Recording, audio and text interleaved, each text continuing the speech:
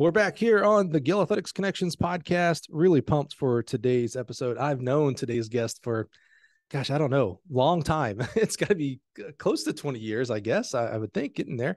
That's how old we are. But today's guest, we're going to delve into the D2 world. He has been the head coach here at the University of Alabama-Huntsville, Go Chargers, for a super long time. We're going to learn more about that. Help me welcome the wise, the wonderful Mr. David Cain. David, how are you, sir? Doing great. Happy to be here with you. Man, I'm pumped you're here. We know each other because of our Bulldog roots. That's how right. we've known each other. And so, as a unofficial Bulldog alum, I'm always excited when Bulldog alums do well. And so, having known you for a major part of your career and seeing you do so well, man, I'm just so pumped to be able to, explore your journey and share it with listeners today.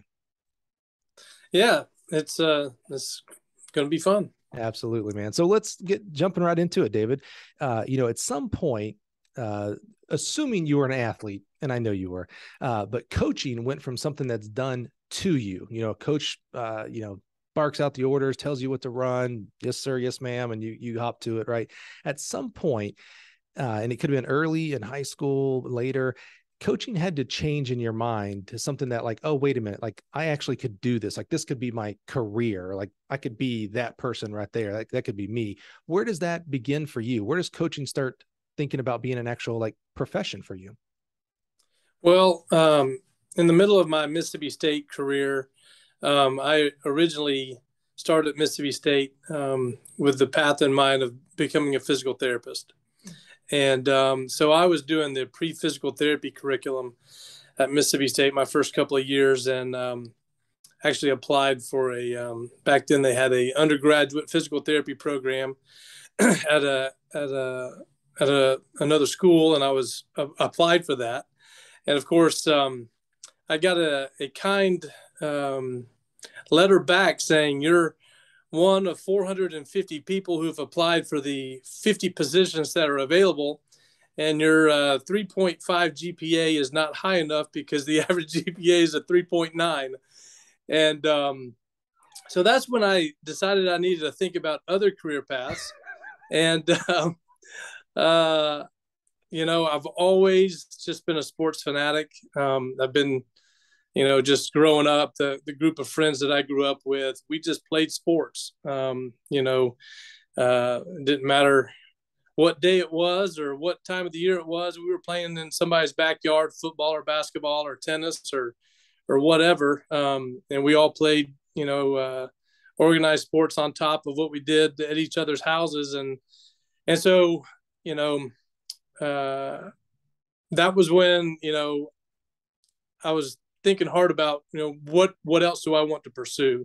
And I was like, I think coaching eventually is what I would like to do. So I changed my major to exercise science and started pursuing that path. And, running at Mississippi State under Al Schmidt, he was always one who really enjoyed teaching exercise physiology. And, sometimes we'd go to practice and he would, take us into the field house and we'd have a 45-minute lecture on why we're doing what we're doing and the physiology behind it. And I appreciated that and learned a lot from him in that regard. And that kind of fueled that, that thought as well as being something that I would like to pursue as a career. You brought up Big Daddy Al, who was like a father figure to me. In fact, I was just texting with his son. His son was in Champaign for the football game a couple of weeks ago. He's now a football equipment manager out at Wyoming. And, owe so much to a guy like Al Schmidt. And it's funny you mentioned the exercise physiology, because I remember one of our first meets that we went to, he's up in his front seat of the bus and he's reading an exercise phys book. And I was just like, first of all, I know this guy, I'm going to do air quotes here, knows it all about exercise phys, but this is what he does on his light reading is, Sure. rehashing, making sure he knows all of his stuff. It's quite amazing. Interesting. You said you were thinking about PT, physical therapy. This is episode number 175. So we have interviewed over 175 coaches here on the podcast, real in depth. We're on 5 minutes into our 5-hour podcast here. David. I promise you it won't be 5 hours, everybody. I promise. But one of the things that I have learned over 100 and almost 200 interviews is, people get into coaching because they enjoyed getting better, typically at their athleticism. And that means whether they were All-Americans, All-State, or just, they made it to their relay team one time at a varsity meet or something, right? But they enjoyed getting better. And I learned that people who go into coaching, that's typically why they want to go into coaching. They want to just help kids, help young people get better at whatever event discipline that they're typically involved in. So really that's a heart of servitude. Like, I want to serve young people to get better in this aspect. Physical therapy sounds a lot like that. Is that kind of, as you were thinking about your headspace as wanting to be a physical therapist, was it because I want to help other people involved in sports, obviously in this case, but was it more of just like, I want to serve and help people get back out on the field? Or what was that kind of that posture for you as a wannabe PT? Yeah, absolutely. I think, finding a field where I felt like I could be a help to people, and also getting to work with athletes and stuff to help them, get back to doing what they love to do. That was kind of what drew me to that. Well, I love that, when we look back, we have something now that we didn't have in the moment. That's perspective, right? When you got that letter from the PT school, it had to feel a little crushing because, that was your goal. And you get this letter and it's like, oh, okay, I may want to be a PT, but they don't want me to be a PT here. Yeah, I was a little disappointed, but the doors closed and others open, and obviously I'm happy with how things worked out. Yeah, it's weird to say, like, I'm so happy that school rejected you, because if not, we wouldn't have gotten what we gotten out of you so far, man. I love that. That's awesome. So you go to Mississippi State, one of the greatest universities around. Those guys gave me my break to coach in the SEC. So I'm forever, didn't even plan this, but I got kind of my Bulldog colors on today. So always in great in debt and gratitude for Mississippi State. In fact, one of my former athletes is now the head coach, which is just crazy. That just means I'm old, I think, is what that really means. But as you started exploring going into coaching instead of, you changed over to exercise science from physical therapy, what was the first kind of inkling of actually going into coaching? Did you volunteer somewhere? Did Al put you on he must have put you to work, because that's just what Al does. But how did that first step kind of go in? Well, I would say that my career path to becoming the head coach here is much different than most.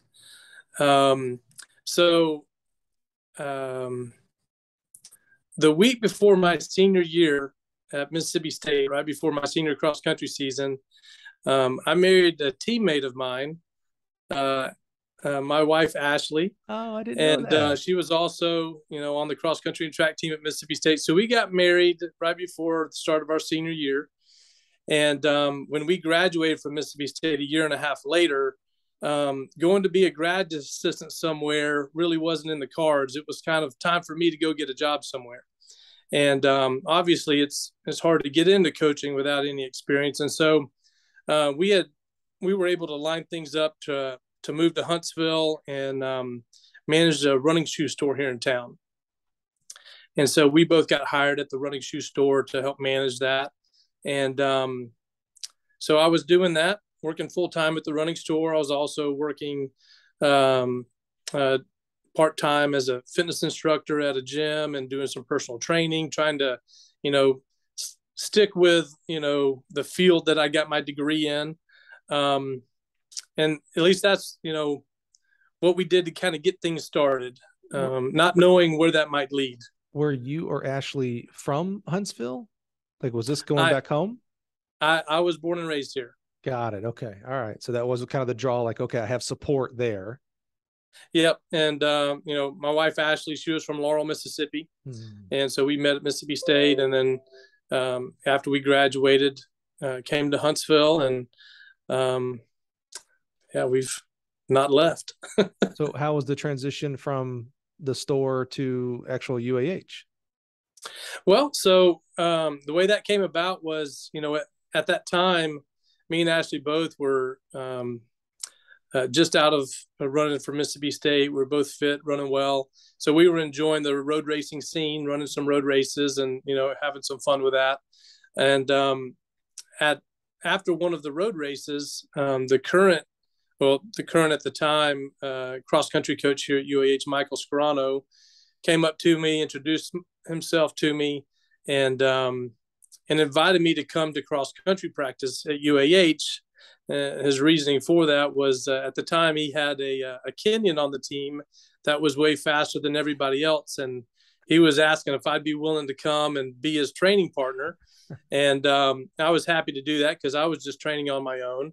And so it was nice to, to have somebody to do some hard workouts with and stuff. So I started coming to the UAH cross country practices, 2 or 3 days a week, primarily on the hard days, and running with their top guy. And, that went well. So I got a chance to get to know the coach a little bit during the course of the season. And I remember after one of the workouts, Coach Scarano asked me, "Hey, you want to go run a cool down with me?" And I was like, "Sure." So we were off on a 2-mile cool down, and we got to talking. And he asked me, he said, "Have you ever thought about getting into coaching?"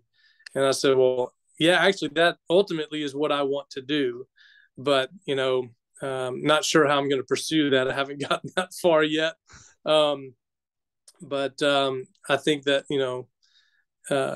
that's the ultimate goal is to get to become a college coach. And I really didn't think that much about that conversation, but just I guess about 6 weeks later, the cross country season had ended, and he gave me a call and said, "Hey, I'm moving back to my hometown in Riverside, California, to go be the compliance officer at that university.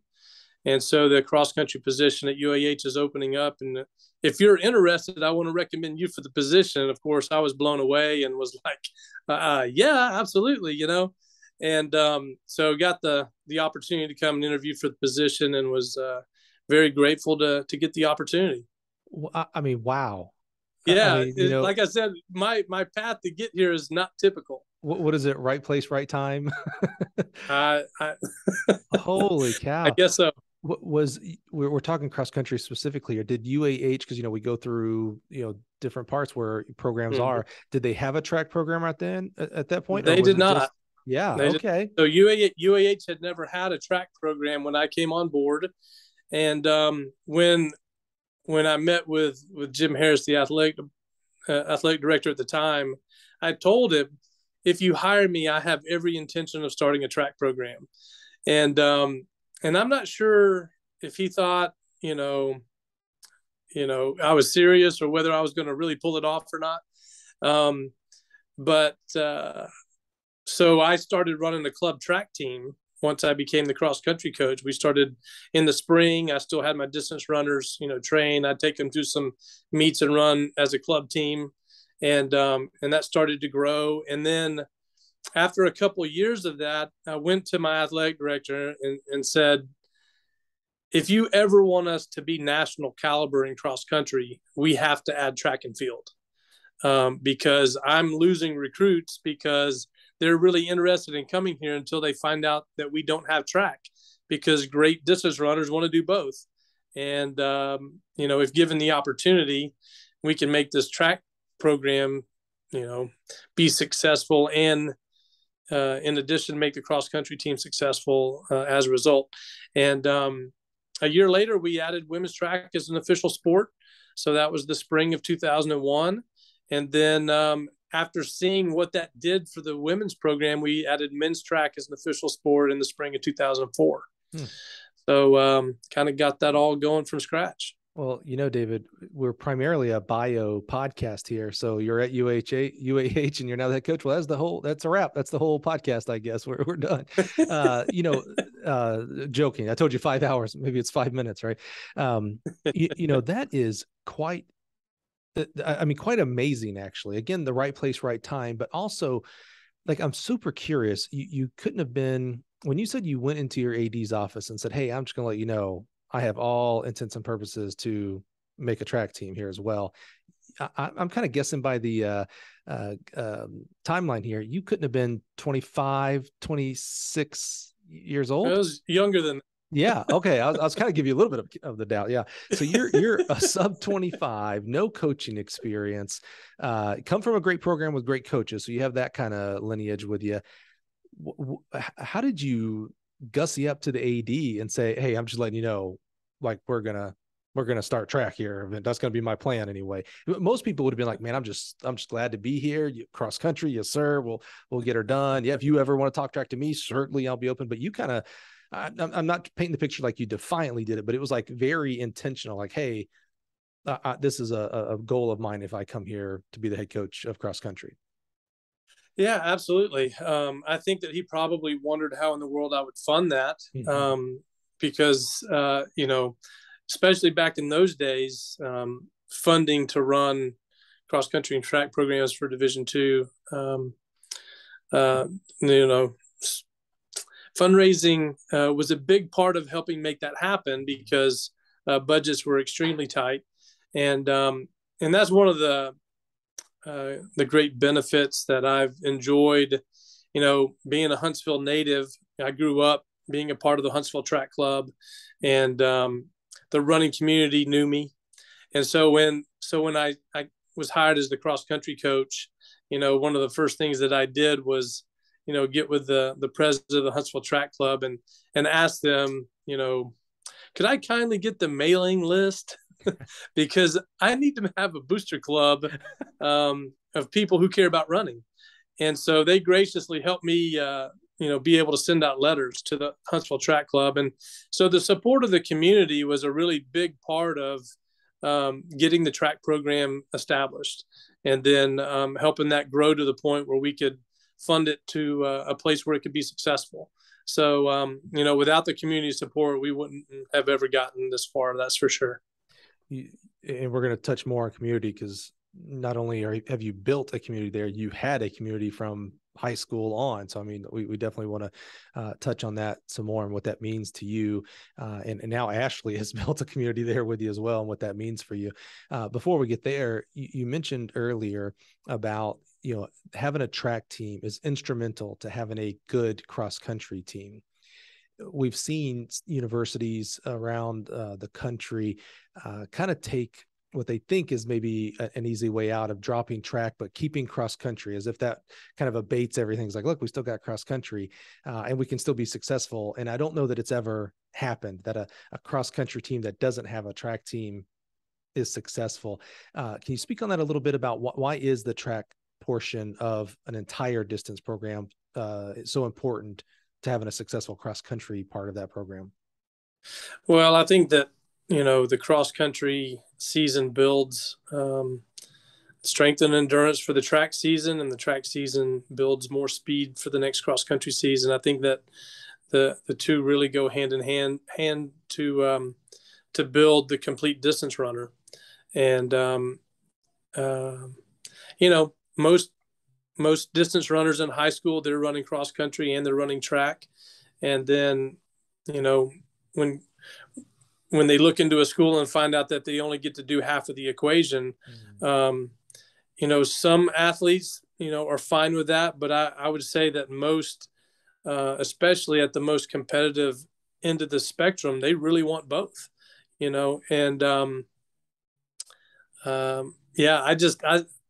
would find it, and I did find it very hard to be able to attract, the best distance runners from our state to want to come and run here when they knew track wasn't, a viable option. So, as soon as we added track as an official sport, recruiting skyrocketed. Immediately started, signing kids that previously, just weren't interested because we didn't have track.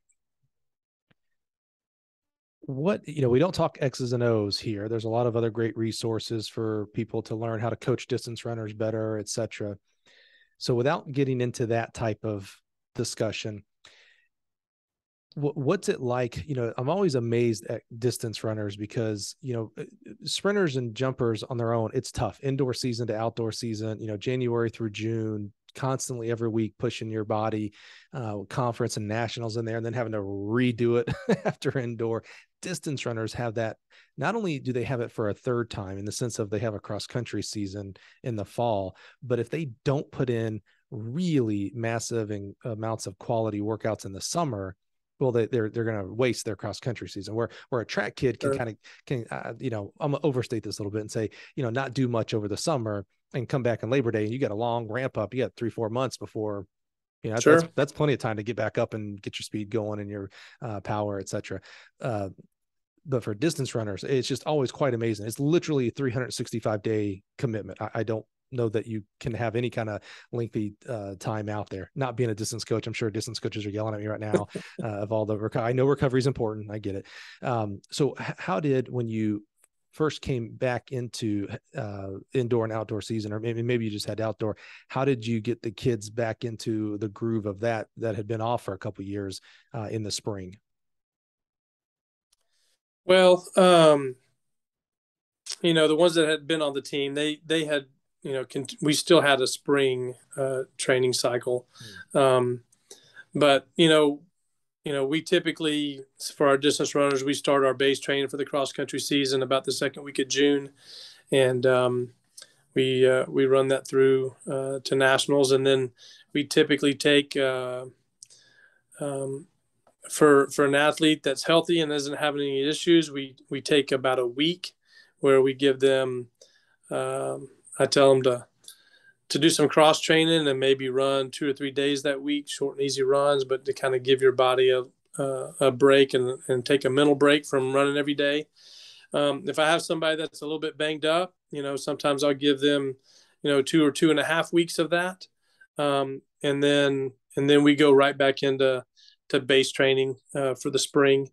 And then at the end of outdoor, I usually give everybody about 3 weeks where they just, they're on their own. I'm not going to give you a schedule. If you feel like you need extra rest, then don't run. If you feel fit and healthy and you don't want to take much of a break, well, then just run every other day, cross train on the other days if you feel like it. And give them a lot of flexibility to kind of listen to their bodies and make sure that they're able to kind of hit the reset button a little bit and let their bodies rest and have a mental break.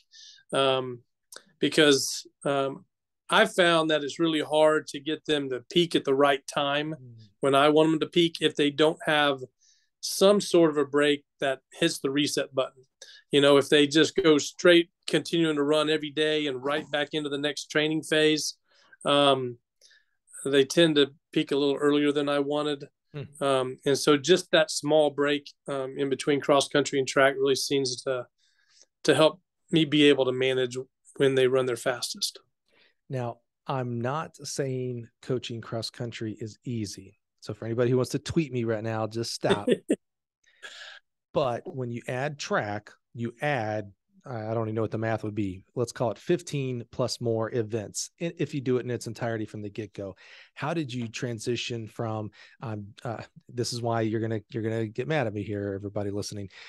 You transitioned from just doing cross country. I hate that word just, but you were only doing cross country to now I have a full-fledged track and field season, and I maybe have sprinters and jumpers dependent, and talk about how did you actually stage that? Did you guys go full bore and get hammer throwers, sprinters, jumpers, pole vaulters from the get-go, or did you stage it? But how did you now start, assistant coaches? There's more involved with it. How did you handle that transition? Sure. So, I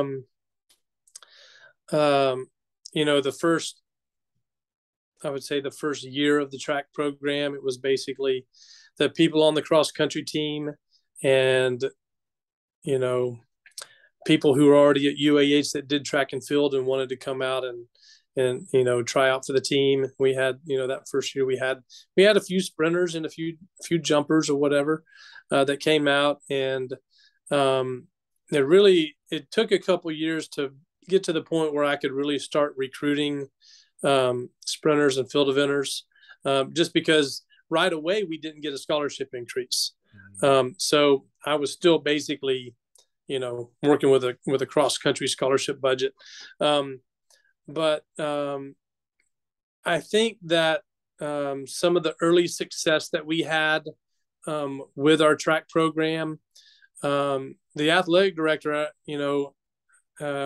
Jim Harris, I give him a lot of credit and vision for seeing that he could help facilitate making it a really competitive program. And so after that first season, we had a young lady make it to nationals and made the finals of the 5K in our first season of having a track program. And I think that got him excited. And so he started, continuing to add to our scholarship budget over the years. And we were able to, I always was of the mindset of trying to put together the most complete, balanced track program that I could, even though, I coached the distance runners as well as the high jumpers. Early on, I coached everything. And so I wanted to be good at everything. And so, I didn't really put favoritism on one event group. I was looking for the best athletes, regardless of what event they could do. And so we, when we got the track program going, I was able to recruit a young lady out of Birmingham, Easter Grant, to come and sprint for us.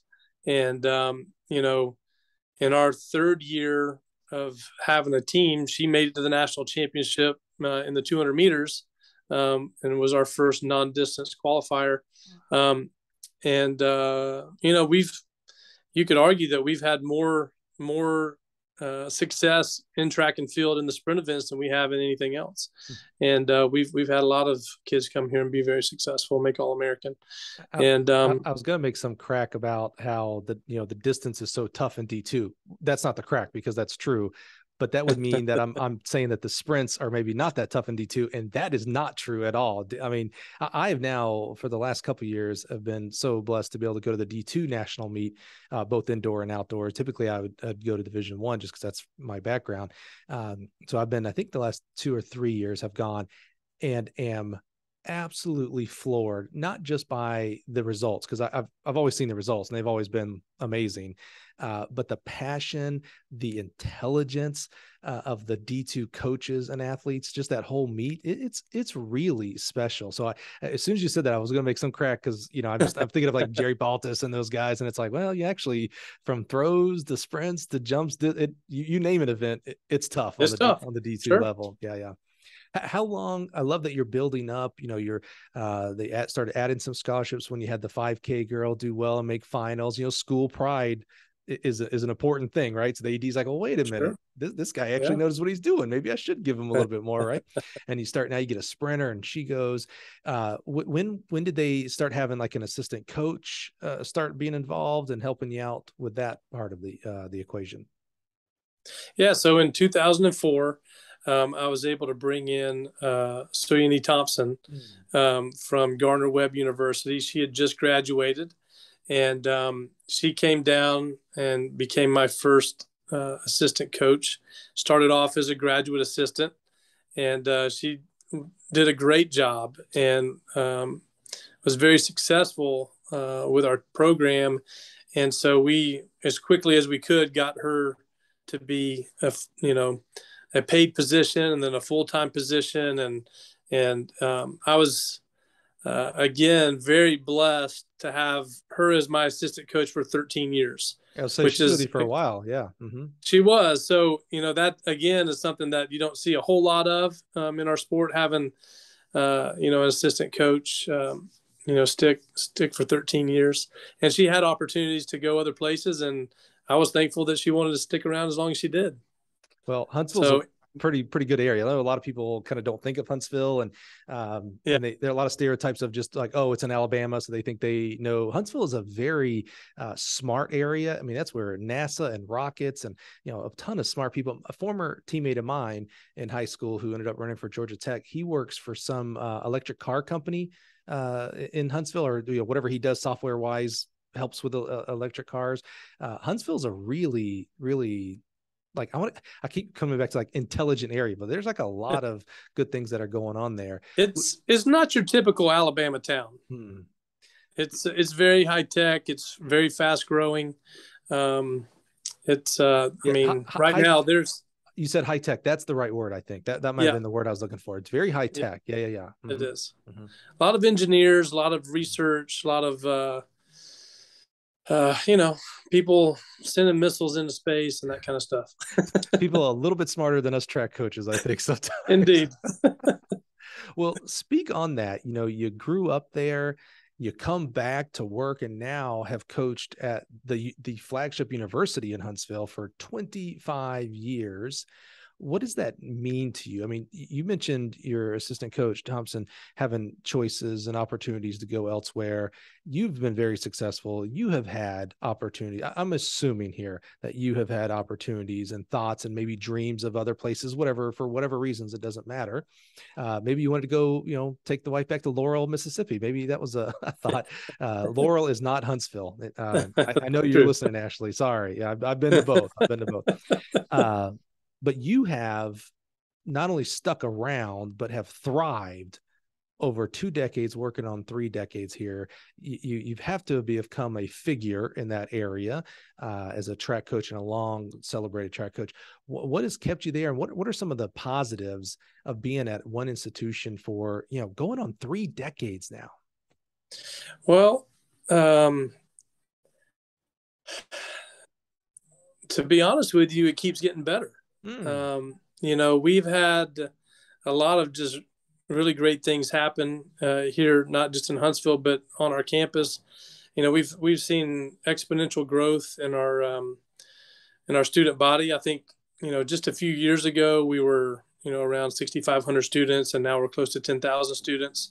And because of that, we've had, some really nice renovations and new buildings built, and just, when recruits come to campus, they're blown away at, what's going on here. We've got some really great things happening. The academics are outstanding. The facilities are amazing. And it's fun to be somewhere where you keep enjoying more and more success the longer you stay. And I've been blessed to experience that. We've had our best years of late.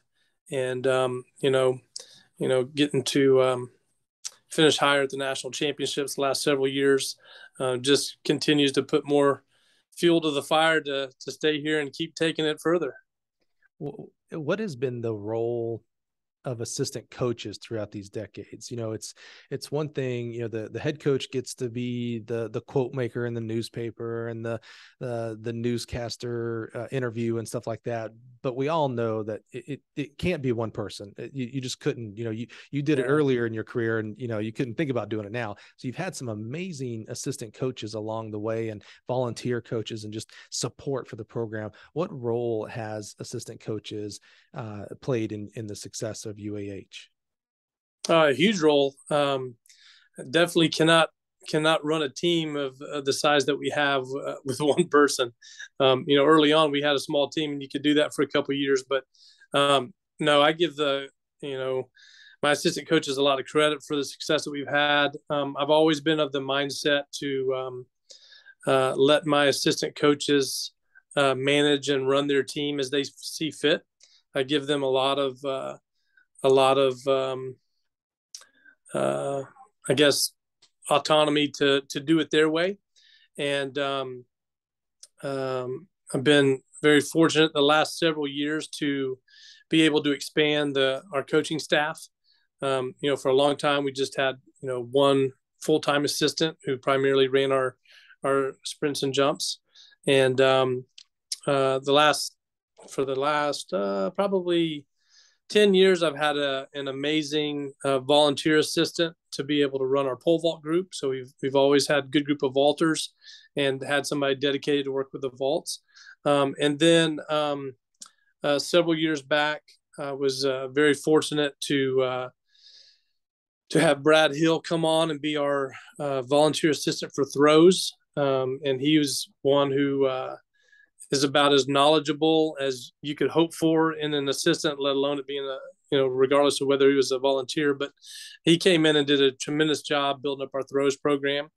And then Kate Smith, our athletic director, saw fit to help us, add a second full-time assistant last year. So I was able to bring in Duke Kaczynski to be my full-time throws coach last year. And we're continuing to expand our coaching staff and be able to give the athletes more one-on-one attention.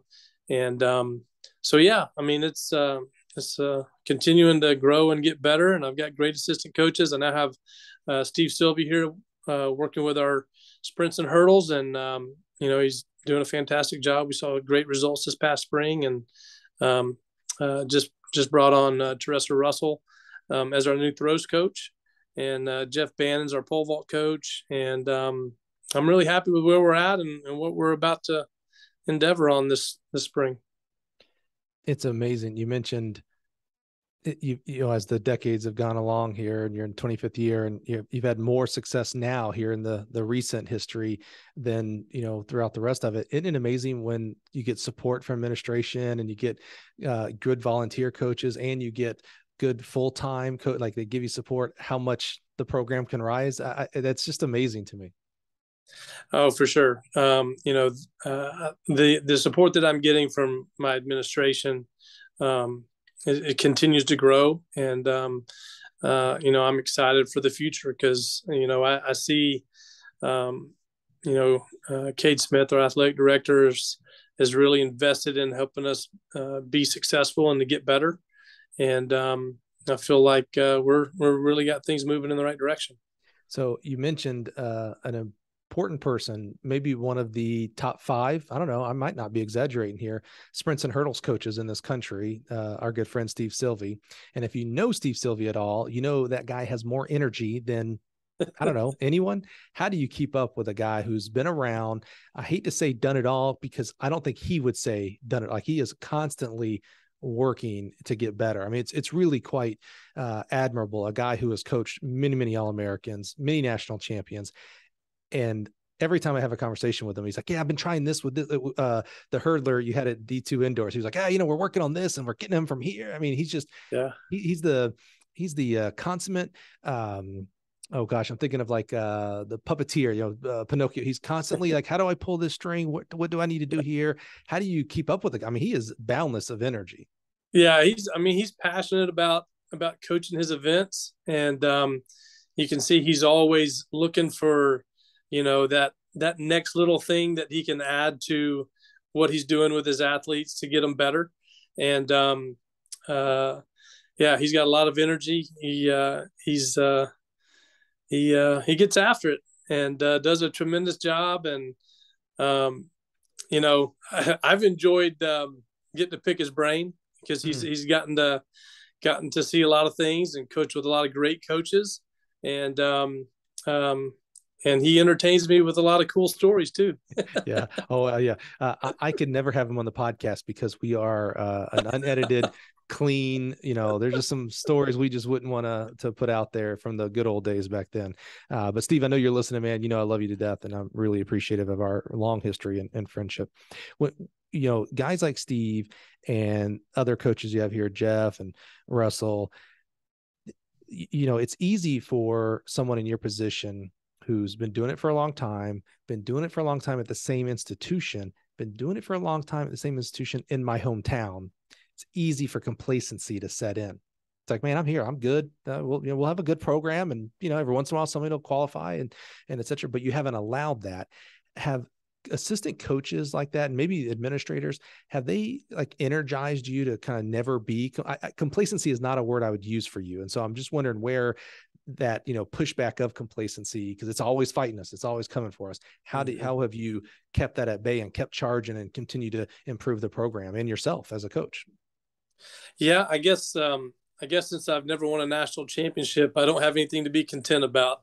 We're still striving to get better every week, and we've become a pretty competitive program, but we haven't reached the ultimate goal yet. So we've still got work to do. And certainly when Steve came in, he kind of recharged things a little bit with his tenacity. And one of the things he told me is I didn't come here to just hang out with you. I came here to help you win championships and do something big at the national level. And that's what we want here at UAH. Yeah, when I heard of the hire, I was like, well, I hope David's ready. I was like, because I don't think Steve knows what a swan song is. Like, okay, this is my, my retirement Yeah, career and I'll be done. He's coming in full bore absolutely. to get her done. And he's done a great job for you. And you've done a great job with him again, not micromanaging, allowing him to work and be able to support him. So that's really good with that as well. What, talk to me about, I'm still learning the D2 kind of, philosophy and culture, if you will. I never coached on the D2 level. But I, again, having met hundreds of D2 coaches, I'm just always impressed with them. What's it like coming from a D1 athletics, not only D1, there was a conversation on another great, I'm gonna call it a podcast, YouTube channel, Athletics LLC, where they were talking about in the SEC, it means more, right? That's the SEC motto and everything. And they had this great debate about SEC track and field. And does it really mean more compared to other conferences? And of course, I'm an SEC homer too, by the way. So I was like, of course it means more. I just, come on, it's the SEC. So you came from a very competitive, it's cutthroat. You know it better than anybody because you were an athlete in the SEC. And now in a D2 world, which is still cutthroat. Again, go look at the results if you have any doubts there, but it is a different culture. Like I love the motto of I choose D2 and a little bit more, because I don't want to overstate this, but a little bit more of the student athlete balance there. Talk to me about D2 and as a coach of D2 for a long time, the culture, recruits and the athletes and how they get to interact with the sport and academic portions of their lives. Sure. Well, one of the things that I've always loved about coaching at the Division II level is I've always felt like I can recruit kids from my home state and develop them into kids that can compete at the national level. And it takes time and patience to develop local kids to get to that level. And I know that at the Division I level and some of these larger conferences like the SEC, they may not have the luxury of spending 3 years to develop a kid to finally be able to score at their conference championship, and so I enjoy the fact that I can bring a kid from Huntsville or from Birmingham or from Mobile and be patient with them and increase their mileage slowly, make sure they stay healthy, and know that maybe they're not going to help us in the first year or two, but maybe by year 3 or 4, they can become one of the top runners in the conference and qualify for the national championship. And so, and being here as long as I've been here and having the success that we've had, I don't feel pressure to hurry up and get a kid super fast real quick. And so I think that's, just knowing that is given me more time to help be patient with kids and develop them a little bit slower over time. And also I think we do a really good job of balancing the athletics and the academics. UAH is a very challenging school academically. And we have a very high percentage of athletes on our team that are here for engineering. And it's a very tough, very competitive program. And one of the reasons why I love coaching at UAH is because of the academics and how tough it is here at UAH.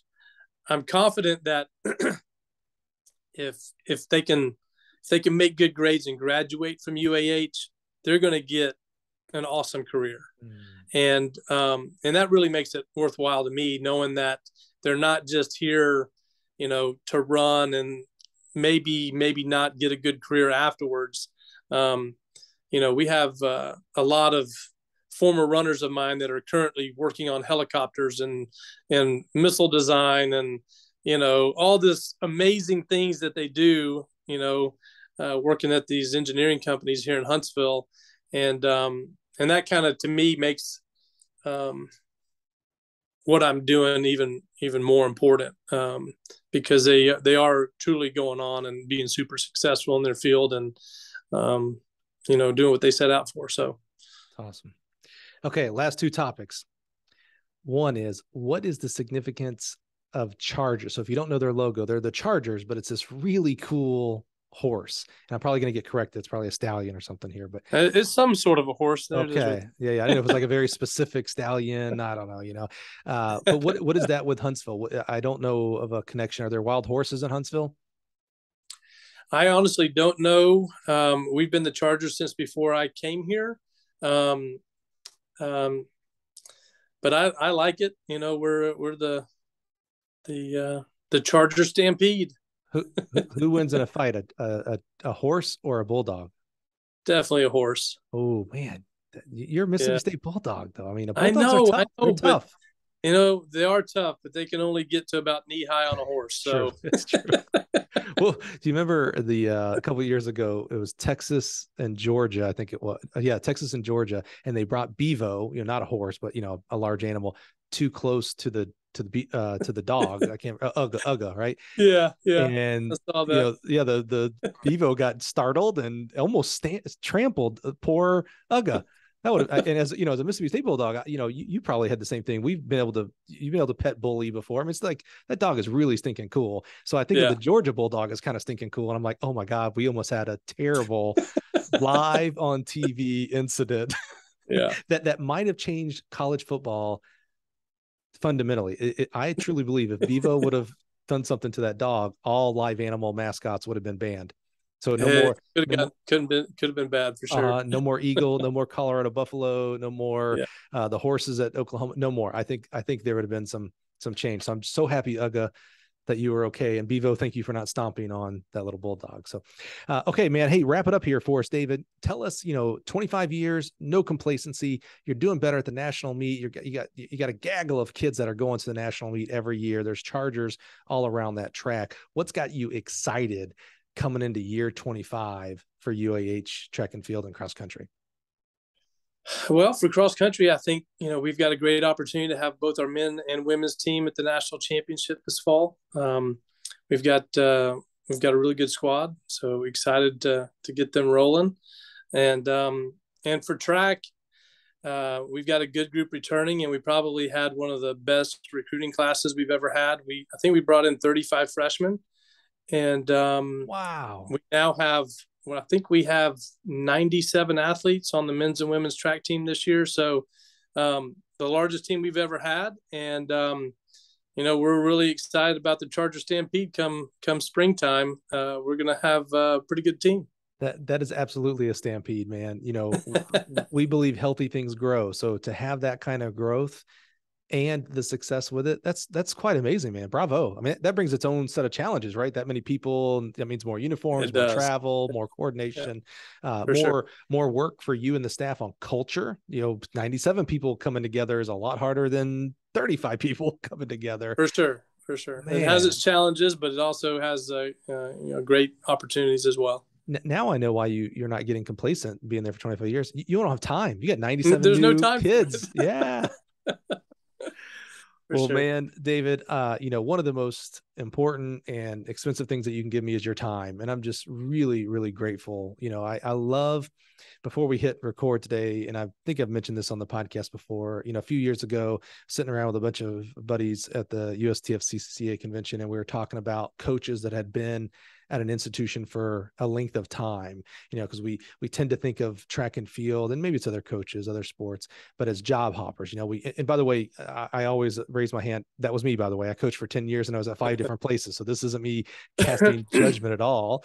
This is more just being super impressed and interested in coaches that have been at their institution for, 10 years, 20 years, 25 years. You're going to blink and it's going to be 30 and 40 years, my friend. It goes by fast. Yeah. If you're not already in the UAH Hall of Fame, they're probably grinding your bust right now to make that picture to put you in there, buddy, because you're transformational for that program, literally, not only growing the program from zero, but what you and what you do with the staff to qualify kids to nationals and academic All-Americans and growth for the university. I mean, it's quite amazing.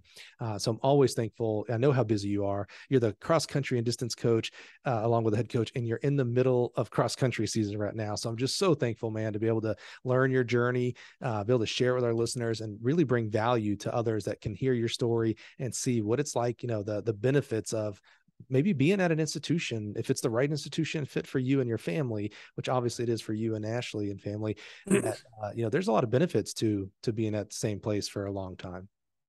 I definitely think so. I've loved being a part of the Huntsville community and, seeing the athletic department and our university grow. And there's no other place I'd like to be. I love it, man. Home is home is home is home, buddy. I love it. I love it. Well, man, thank you again so much for being here. It's my pleasure. Super proud and grateful to share your journey.